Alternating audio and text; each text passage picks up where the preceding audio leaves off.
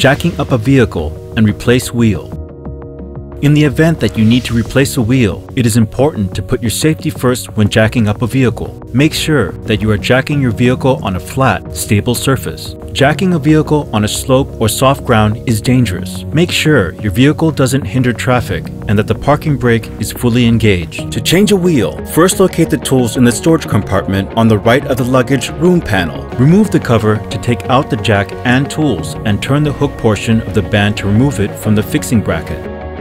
Next, retrieve the spare wheel with the spare wheel removal bar. To assemble these, tighten the joint bolts by hand or with the Phillips head screwdriver. Open the liftgate to take the spare wheel from its storage compartment. Insert the spare wheel removal bar into the hole in the spare wheel carrier and turn the jack handle counterclockwise. Make sure the spare wheel is resting on the ground completely and that there is enough space between the spare wheel carrier plate and the wheel. Place your fingers through the center of the disc and hold the tabs on the carrier plate. Stand the plate so that it's perpendicular to the disc wheel. Then remove it through the center of the wheel. Now, it's time to use a jack to raise the vehicle. Before doing so, make sure your jacking point is on a flat, level surface. Failure to position the jack in the right area could result in the slipping and injury. To raise the vehicle, insert the jack bar into the jack socket. Place the jack directly below the jacking point to make sure it's upright.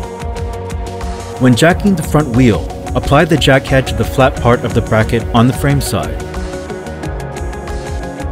For the rear wheel, set the jack at a point within 90 millimeters or 3.5 inches from the control arm mounting bracket under the axle tube. Align the recess on the jack head to the curved surface of the axle tube center.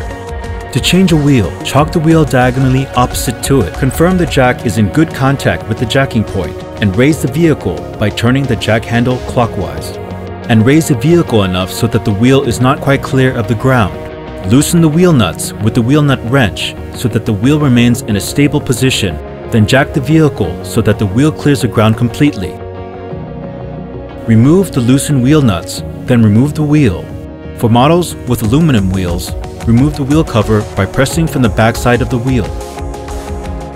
Before installing a wheel, check the disc wheel for deformations or cracks, the hub's disc wheel fitting surface for excessive wear, and the wheel bolts and nuts for thread damage. If any damage is found, check the other parts as well and replace them if found to be defective. If all is seen to be in good form, you can proceed with installation. Install the wheel while aligning the bolt holes in the disc wheel with wheel bolts. Screw in each wheel nut by hand until it touches the nut seating surface of the disc wheel. Then tighten all wheel nuts by hand until the wheel is firmly held in position. Face the tapered ends of the wheel nuts inward and turn the bleeder screw of the jack counterclockwise to slowly lower the vehicle. Tighten the wheel nuts in a diagonal sequence to each other.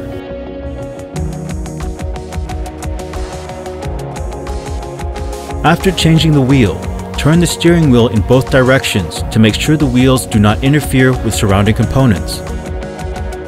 To store the spare wheel, set the disc wheel facing upwards and insert the plate into the center. Insert the plate hook into the disc wheel nut hole and make sure it's securely engaged. When the disc wheel is raised halfway, let the chain rest in the center. Turn the jack handle to lift the wheel and turn the removal bar clockwise to fully wind the chain.